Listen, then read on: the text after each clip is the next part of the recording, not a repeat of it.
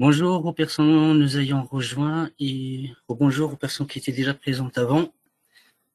Merci d'être présent.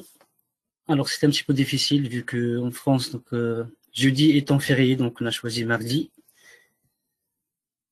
Alors, aujourd'hui, la thématique d'aujourd'hui, c'est vous présenter le plan de protection et de coordination. Donc, c'est une nouveauté sur Canico HI 2021.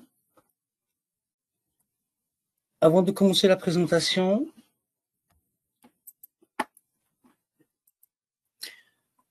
je me présente d'abord, c'est Younes Nadir. Donc, de formation, je suis ingénieur en électrotechnique. Alors, je vais être... J'ai intégré Alpi en 2017. Je suis formateur sur Canico BT, Canico HT, Canico EP, éclairage public. Je fais également des formations sur la norme basse tension C1500 et la norme haute tension 1300, 13200. Alors, je vois des messages. Merci. Donc, un petit mot avant de rentrer dans le vif du sujet. Petite présentation d'Alpi pour ceux qui ne connaissent pas Alpi. Alpi, c'est application logicielle pour l'ingénierie. Donc, quelques chiffres rapidement par rapport à Alpi. Donc, Alpi a été créé en 1986. Alpi donc a développé ses activités autour de l'édition des logiciels pour tout ce qui est calcul, dimensionnement, schématique et chiffrage pour la conception automatisée des installations électriques, basse et haute tension. Donc maintenant, avec son expérience de 35 ans, on est le numéro 1 en Europe des logiciels de calcul d'installation électrique Canico VT. Donc soit basse tension. Mission principale, c'est accompagner les différents acteurs du domaine d'électricité pour la conception et la vérification des installations électriques. Alors, les domaines d'activité, donc, ça va de la basse tension à la haute tension, éclairage public. Et depuis une dizaine d'années, donc, on a aussi des solutions pour la maquette numérique. Pour ceux qui connaissent, on avait déjà Canico implantation depuis une dizaine d'années. Donc, on peut dire qu'on était pionnier sur la solution maquette numérique. Donc, on l'a renforcé récemment avec la venue du BIM, avec notre logiciel Canico BIM, qui est un applicatif de Revit. On touche un petit peu à tous les marchés stratégiques. Donc, on va dire là où vous avez des installations électriques, là où vous avez des établissements recevant du public. Donc, nos produits sont destinés à tout type de marché, soit du tertiaire, l'industriel, les aéroports, transport en passant par le nucléaire. Nous avons également donc nos logiciels, vous pouvez aussi les utiliser pour des installations marines. Et d'ailleurs, juste à titre d'exemple, vous avez sur Canico BT, Canico HT la possibilité de choisir la norme marine pour vos installations, pour vos calculs d'installation marine et offshore. Alors, notre clientèle, nous, nos produits sont pour vous accompagner depuis, on va dire, la réflexion, conception jusqu'au démantèlement. Donc, nos clients, ce sont les BET, les installateurs, maîtrise d'œuvre, les exploitants et les bureaux de contrôle. Nous avons même donc des clients dans le domaine de l'enseignement. Donc, il y a pas mal d'écoles, instituts, universités qui sont équipés de nos logiciels. Donc, derrière ces solutions, vous avez une équipe qui aujourd'hui compte plus d'une centaine de collaborateurs, entre commerciaux, développeurs, ingénieurs pour la partie spécification et assistants sur projet. Vous avez également donc un service de SAV et formateurs. Et d'ailleurs, en parlant de formation, donc nous sommes un centre de formation agréé. Alors, pour le siège social se trouve à Colombes, pour ceux qui ne le savent pas, donc dans la région parisienne, pas loin de la Défense. Nous avons d'autres agences en France Puis à l'international, donc nous avons une filiale en Allemagne, donc une dizaine de personnes, une filiale au Burkina Faso, une filiale en Espagne et un grand réseau de revendeurs. Alors très important, donc nous avons de partenariats privilégiés avec pas mal d'acteurs dans l'électricité, notamment les fabricants. Donc il faut savoir que Caneco, c'est le produit phare, je parle toujours de Caneco, mais les produits d'Alpi sont multifabricants. Donc désolé, on n'a pas cité tous les fabricants, mais à titre d'exemple, vous avez du Schneider, du ABB, Legrand, du Siemens, Ager, Socomec. Nous avons des partenariats aussi donc avec organismes de contrôle et nous sommes aussi membres de la commission de normalisation AFNOR. Nous avons également donc des partenariats avec d'autres éditeurs de logiciels comme Autodesk, GeoXao, le éditeur de logiciels Electrical, et la société Fauconnet Ingénierie. Et donc pour finir, pour la présentation d'Alpi, pour ceux qui ne le savent pas, donc on peut classer, on va dire, les produits d'Alpi en 3 catégories. Vous avez la partie calcul dimensionnement se basant sur les normes. Donc Caneco BT, le produit phare de la société. Caneco HT TCC, le sujet donc de la présentation d'aujourd'hui. Caneco EP pour l'éclairage public. Comme j'ai dit tout à l'heure, donc vous avez une solution pour tout ce qui est BIM et maquette numérique avec Caneco Implantation qui est un applicatif d'AutoCAD et Caneco BIM applicatif de Revit. Et au final, vous avez donc Office pour tout ce qui est chiffrage et mise en armoire. Donc on va rentrer dans le vif du sujet. Alors les nouveautés de Caneco HT 2021. Donc on va pas parler de toutes les nouveautés parce qu'il y en a pas mal, donc mise à jour de pas mal de catalogues, du correctif, mais c'est surtout la possibilité maintenant d'établir un plan de protection et de coordination directement sur Caneco HT. Pour ceux qui connaissent un petit peu donc le produit Caneco HT TCC, c'était possible de faire des études de sélectivité à travers le module TCC, mais c'était pas automatique. Donc il fallait faire une étude sur Caneco HT et après aller sur TCC pour faire vous-même les différents réglages. Donc on va voir cette partie-là. Alors, le plan de la présentation d'aujourd'hui, pour dire que c'est aussi les étapes pour établir un plan de protection et coordination. On va d'abord donc, je vais vous montrer comment définir d'une manière automatique les zones de protection. On va voir comment définir un relais de protection directement sur HT. Comme je l'ai dit auparavant, c'était possible de rajouter des relais, mais c'était sur TCC, pas directement sur Caneco HT. Le pré-réglage de relais, donc la partie la plus importante, on va voir ici. Donc il y a quand même un énorme gain de temps par rapport au pré-réglage de relais. Donc Caneco HT, ayant toutes les informations, il connaît la zone de protection. Il connaît les courants de court-circuit, les courants d'enclenchement, les courants de base, IB. Donc, il peut mettre le pré-réglage de manière automatique. C'est ce qu'on va voir. Donc, ça permet de gagner énormément de temps. Et après, donc, on va partir sur les courbes. On va afficher les courbes de sélectivité. Et donc, on va pouvoir analyser la sélectivité donc directement à travers les courbes. Aussi, donc, un point important, c'est que éventuellement, si on a à toucher quelques réglages temporisation, vous allez voir que on n'a pas à reporter ça sur Caneco HT, ça se fait de manière automatique. Donc, il y a cette liaison bidirectionnelle qui permet donc d'avoir un peu plus de précision ou de coordination entre la courbe et le réglage des relais. Alors, par rapport à la présentation, donc c'est vrai que la thématique d'aujourd'hui, c'est plutôt se porte sur les nouveautés de cette version Caneco HT 2021 et surtout donc plan de protection et coordination. Mais pour ceux qui ne connaissent pas Caneco HT, donc je sais que il y en a pas mal parmi nous qui peut-être ne connaissent pas Caneco HT, je vais faire quand même un petit rappel, mais c'est vraiment rapide, un rappel des fonctionnalités principales du Caneco HT. Et avant que j'oublie aussi, donc vous avez la possibilité, bon, pour un souci d'organisation, peut-être vous l'avez remarqué, tous les micros sont désactivés. Vous avez la possibilité en bas à droite donc vous voyez vos questions, vos commentaires, ils sont les bienvenus. Donc c'est la première fois qu'on met en place cette fonctionnalité. Donc si vous avez des remarques, des questions aussi par rapport à la présentation, n'hésitez pas, on va essayer de répondre au plus ou les plus brefs délais à toutes les questions. On va voir dépendamment de l'avancement de la présentation, si on peut prendre du temps pour répondre aux questions. Sinon, pour les gens qui veulent encore un peu plus de précision sur Kaneko HT, d'une manière générale, parce que là, je ne vais pas présenter Kaneko HT, je vais plutôt donc parler que des nouveautés. N'hésitez pas à vous rapprocher de vos interlocuteurs commerciaux. Donc, vous avez sur le site d'Alpi, par donc zone géographique, ici en France, département ou par pays, vous avez donc les coordonnées de l'interlocuteur commercial.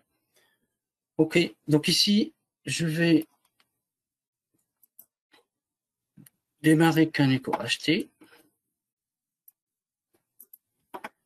Alors, comme j'ai dit rapidement, mais c'est vraiment très rapide, un petit rappel pour les fonctionnalités, on va dire, principales de Kaneko HT.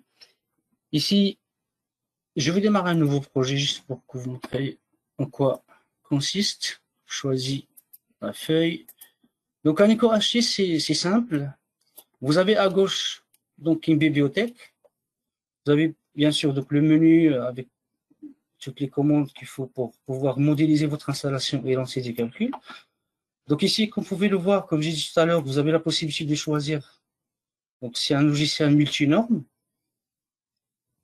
Donc ici, on peut choisir, juste à noter que pour les calculs sur Kaneko HT, il faut définir de normes. Une norme qui va gérer tout ce qui est mode de pause et donc ce qui va permettre de calculer le courant admissible des câbles. Et puis une deuxième norme qui va, elle, donc qui va régir tout ce qui est courant de court-circuit.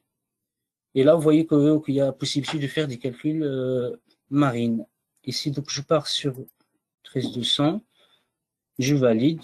Et tout simplement, pour modéliser votre installation, donc ici, vous avez donc avec juste glisser, déposer la possibilité donc de placer vos équipements. Pour la mise à la terre, donc vous avez le générateur de courant homopolaire, tableau qui peut être soit un poste, soit une sous-station ou un simple jeu de barre, des protections, des transformateurs, donc une bibliothèque de symboles, des protections,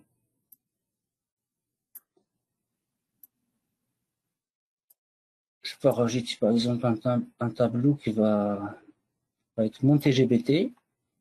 Alors la définition des équipements, c'est rapide par exemple par rapport à la source, donc arrivée Enedis, je définis la tension nominale, par exemple 15 kg, puissance de court-circuit, ça peut être ici par court-circuit, donc soit puissance court-circuit, soit courant de court-circuit. 400 MVA, 200 MVA.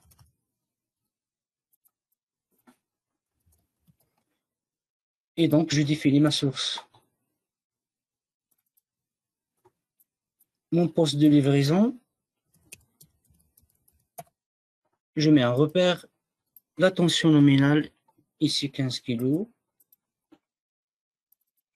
Les symboles, donc à noter que vous avez bien sûr vous avez une base de données derrière. Donc ici, multifabricant, donc vous avez Alstom, du Schneider et un catalogue générique. Vous pouvez bien sûr choisir la gamme, le type, et je mets la puissance. Et c'est terminé. Je définis mon tableau TGBT 0,4, donc 400 volts.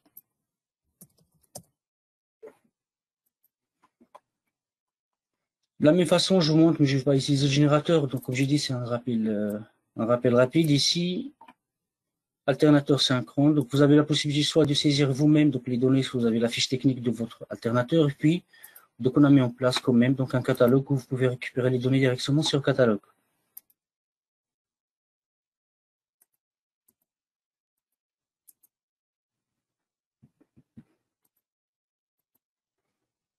Voilà. Maintenant, pour faire la liaison, donc vous avez une commande qui va permettre donc de faire la liaison entre les différents équipements. Je peux les déplacer.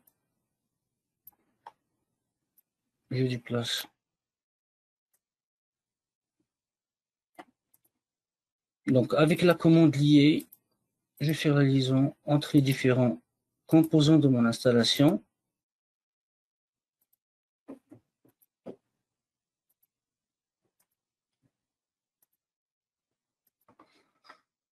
Là, il reste juste à définir les liaisons.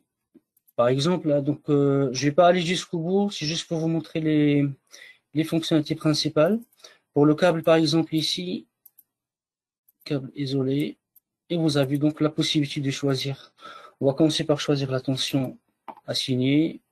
Et si vous pouvez remarquer que vous avez donc la possibilité de choisir le fichier de catalogue,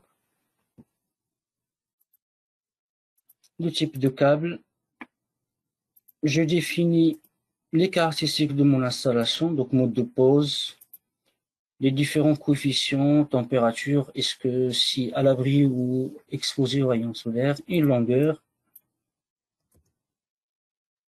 et je valide.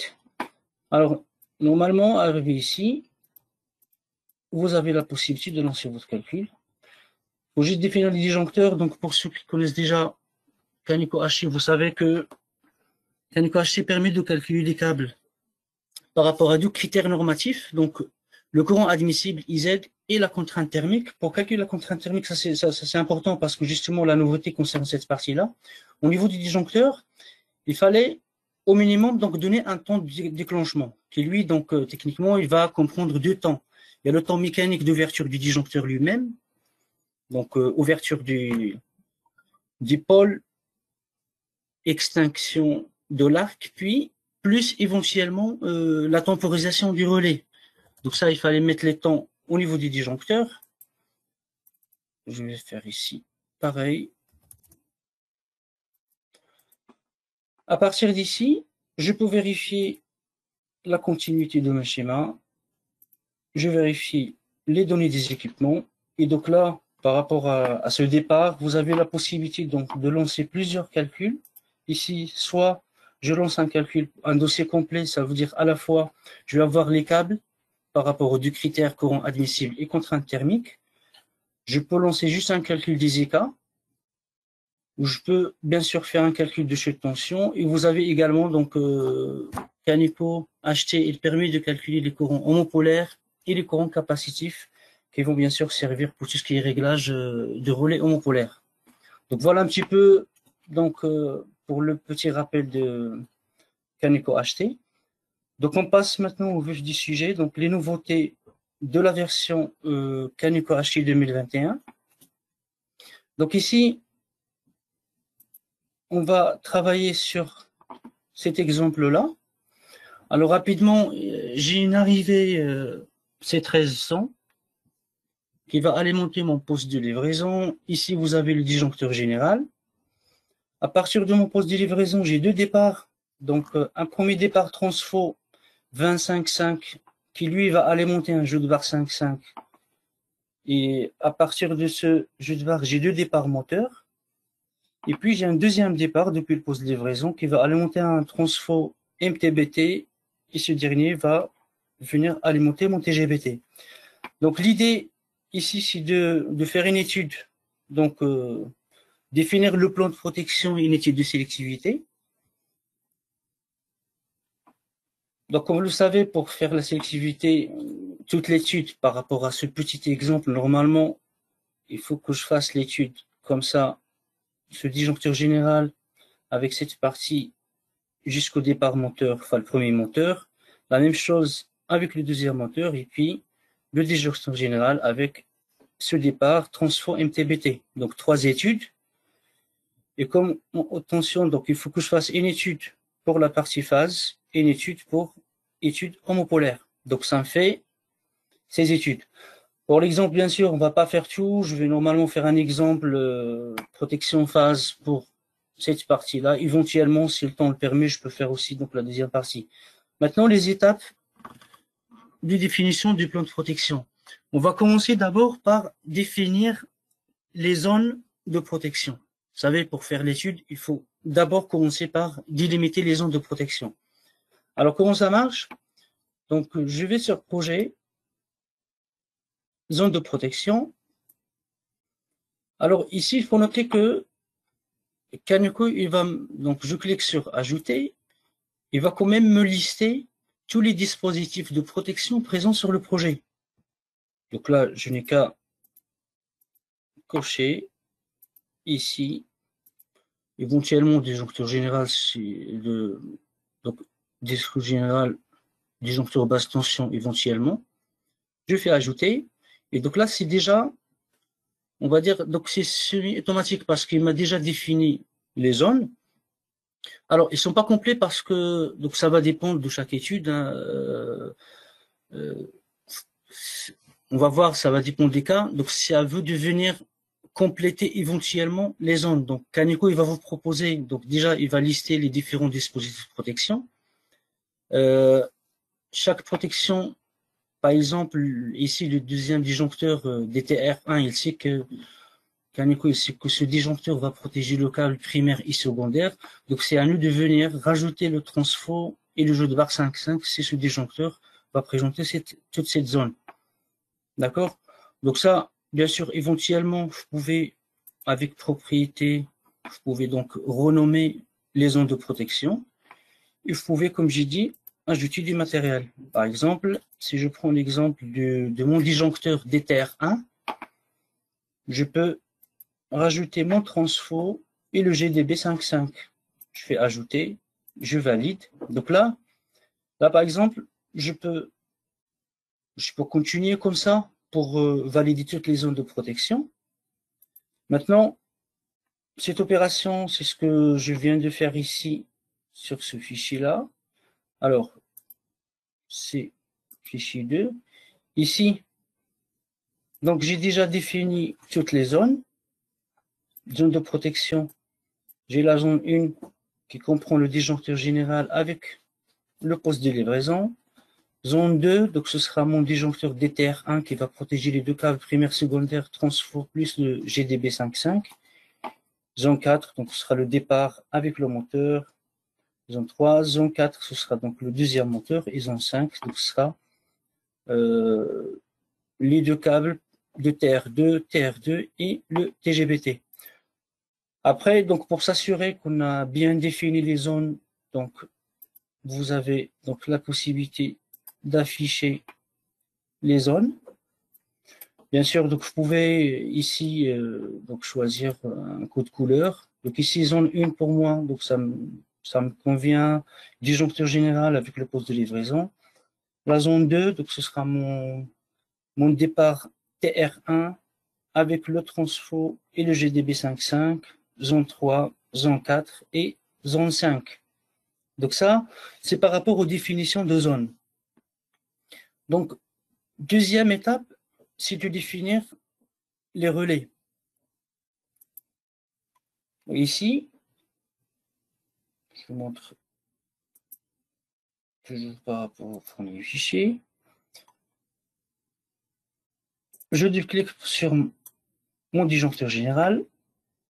Donc, je peux venir associer un relais à mon disjoncteur. Donc, je choisis est-ce que c'est un relais phase homopolaire ou les deux. Donc, normalement, la plupart des cas, ça va être du 2. Donc, moi, je vais partir sur une présentation par rapport aux phases. Donc, je peux partir sur phase. Ici, vous avez accès à une base de données. Donc, nous avons du ABB, CE2E, Micro-Iner, Mazabal, Schneider, Siemens. Donc, si je pars sur du Schneider ici, donc en passant, notez que donc on a mis à jour aussi la base. Donc, vous avez du SRJ P3 et P5 ici. Vous avez donc bien sûr donc les MECOM, les CPAM. Donc, je peux partir, par exemple, sur cette nouvelle gamme, P5. Ça, c'est un relais universel. Là, de toute façon, moi, je vais faire juste une étude max de courant phase et max de courant homopolaire. Donc, je peux éventuellement utiliser donc le relais universel pour toutes les protections. Mais on va essayer donc de diversifier un petit peu par rapport aux autres départs. Donc là, il faut choisir l'accessoire. Ici, je vais choisir mon TC. Toujours, donc, vous avez accès au catalogue. Je pars sur un TC simple secondaire protection. J'accède au catalogue. Ici, vous avez bien sûr la possibilité de filtrer par rapport à la tension assignée. Donc, je choisis 24. Et puis, donc, je sais que ici, la console, j'ai 120 ampères ici, 36 de l'autre côté. Donc, je pars sur 200 ampères et je valide le choix. Donc là, il m'a choisi donc le relais. J'ai choisi également donc le TC. Je vais définir quand même le deuxième et on va voir ce que ça va donner. Ici, je fais donc de la même façon ici, donc j'associe un relais à mon disjoncteur, relais phase, j'accède à la base.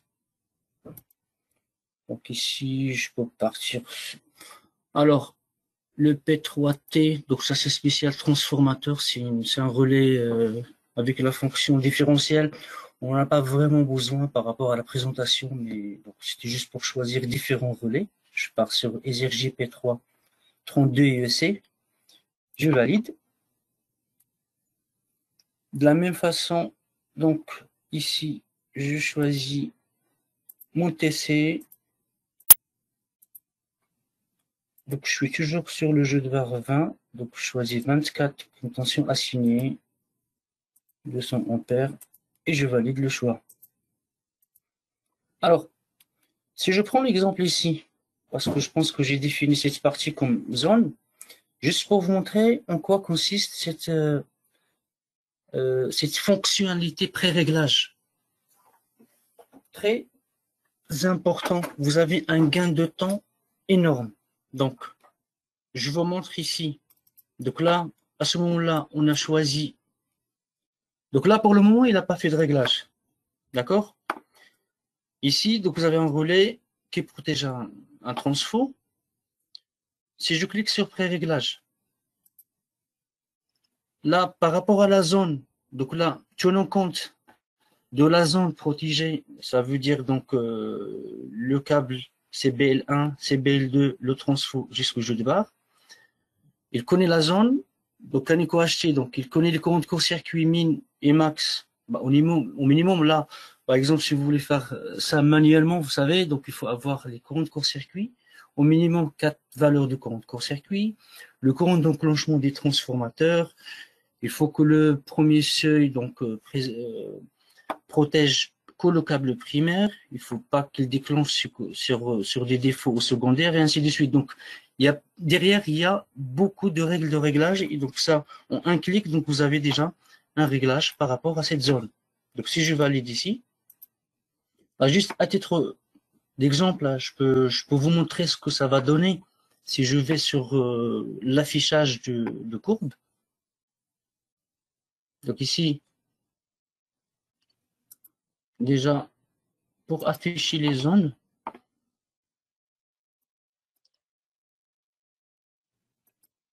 la zone, juste vous montrer un petit exemple ici. Donc là, ma zone 2, donc c'est le câble CBL1, le transfo câble CBL2 et le jeu de barre. Je ferme ça. Si je vais sur les courbes, donc ici, simplement, j'ajoute un graphique. Je peux donner un nom, par exemple, zone étude, donc phase zone 1, 2 et 3. Donc, ce que je voulais donc vous montrer ici, par rapport à la zone que j'ai déjà définie, ou que j'ai pré-réglée, je clique, je récupère mon transformateur. Protection phase. Donc là, il m'a récupéré les différents courants de court-circuit, donc min et max, et j'ai mon relais avec le réglage. Je peux éventuellement rajouter les deux câbles. Donc ici, câble primaire et câble côté secondaire. Donc voilà un petit peu ce que ça donne en termes donc de courbe directement. Donc ça c'est la zone 2. Donc ici, ce travail-là, Donc, c'est ce que j'ai fait sur le deuxième fichier. Je vous montre ça directement par rapport à toute la zone 1, 2 et 3.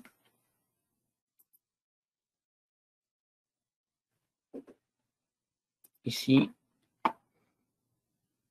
Donc, je vais rechecker les zones de protection.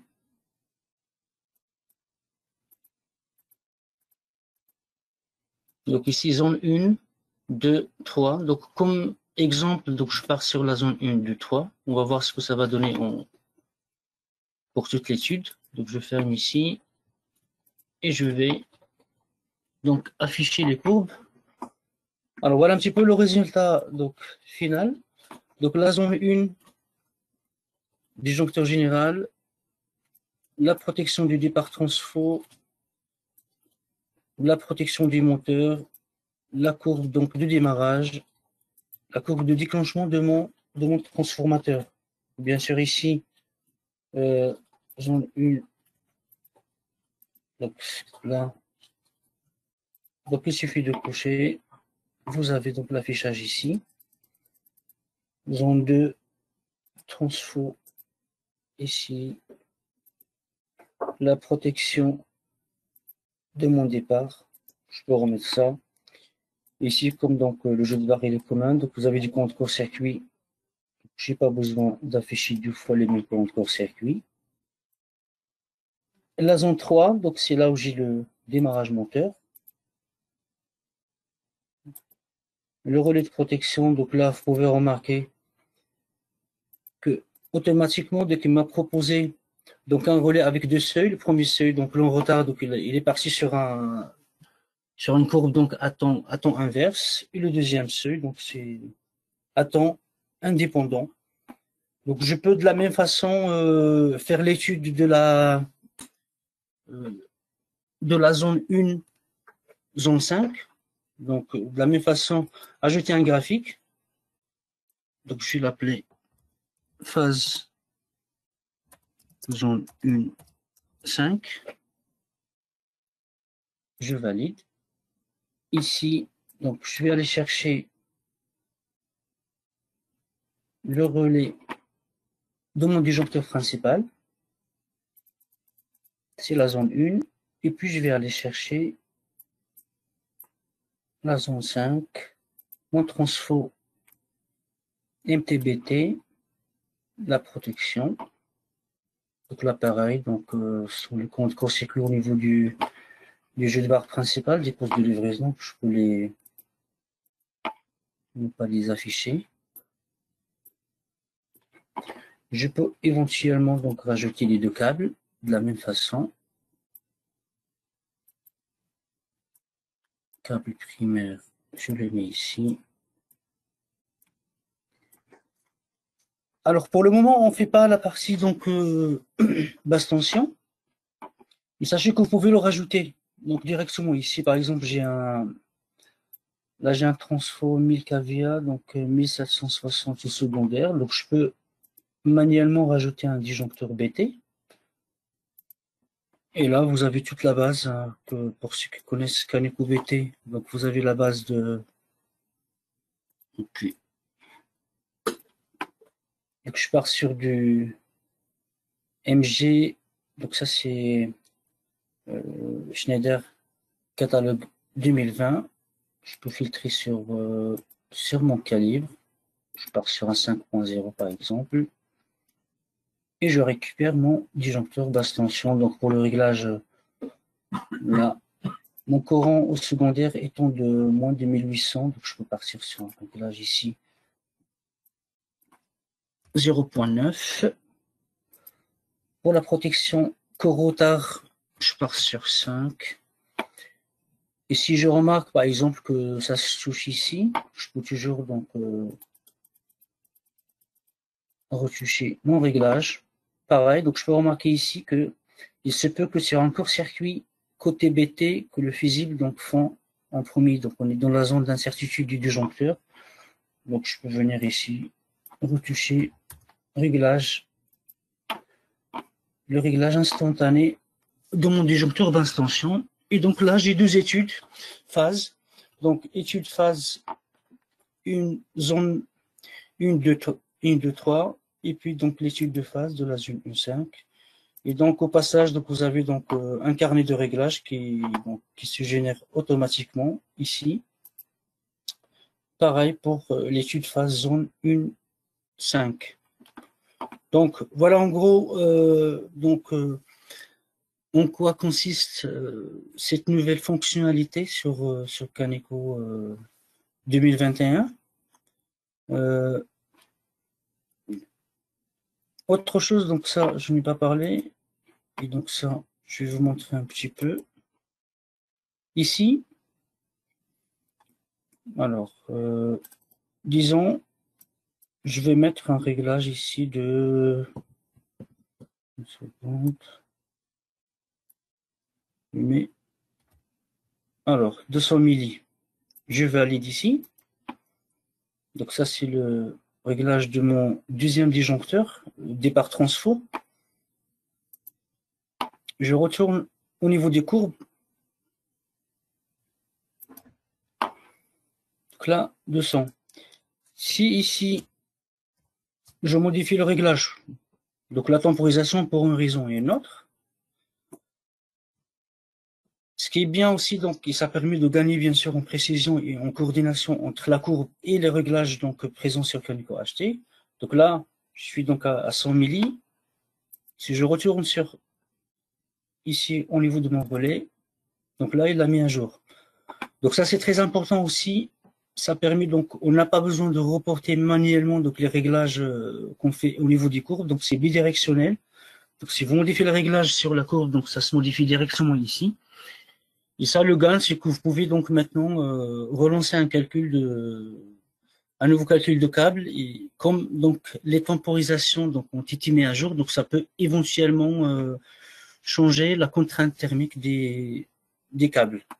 Donc voilà un petit peu donc pour cette nouvelle fonctionnalité. Je pense que j'ai fait le tour de la fonctionnalité.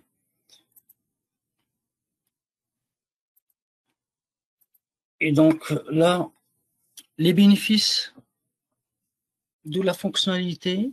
Donc vous avez une coordination, c'est la définition de coordination entre les protections. Donc une réduction du risque d'erreur. Donc vous avez peut-être vu vous-même par rapport à pas mal d'études parfois donc des erreurs juste parce que on a pris le mauvais courant de court-circuit pour faire les réglages. Ça évite les multiples saisies. Donc une synchronisation entre l'étude de sélectivité et l'étude du dimensionnement. Et surtout donc une fiabilité des résultats parce que donc il y a moins de risques d'erreur et il y a un gain de temps énorme donc par rapport à cette fonctionnalité pré-réglage. Alors il y a des choses qui sont bien, mais juste une petite remarque, petite parenthèse. Ça, je ne sais pas si les commerçants vont aimer ça. Là, donc bientôt, là ce qu'on a fait c'est zone par zone. Il y a encore donc une amélioration à faire, ça va être entre les zones. Donc surtout par rapport au réglage de la temporisation.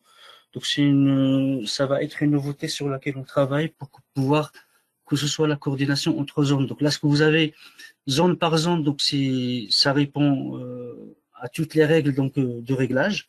Maintenant, entre zones, il faut venir. Donc il y a aussi donc toujours la place d'utilisateur. Il faut que donc vous serez peut-être éventuellement amené à retoucher les temporisations pour qu'il y ait une sélectivité chronométrique entre zones.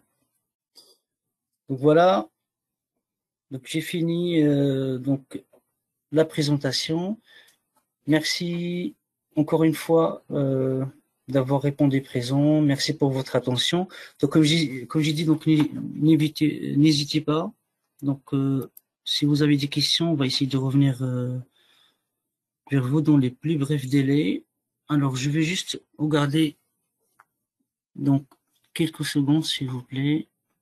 Regarder avec l'organisateur si on a la possibilité de répondre à quelques questions. Alors, vous avez la possibilité de lever la main. Donc, il y a quand même donc une soixantaine de participants. Je ne sais pas si on va y arriver.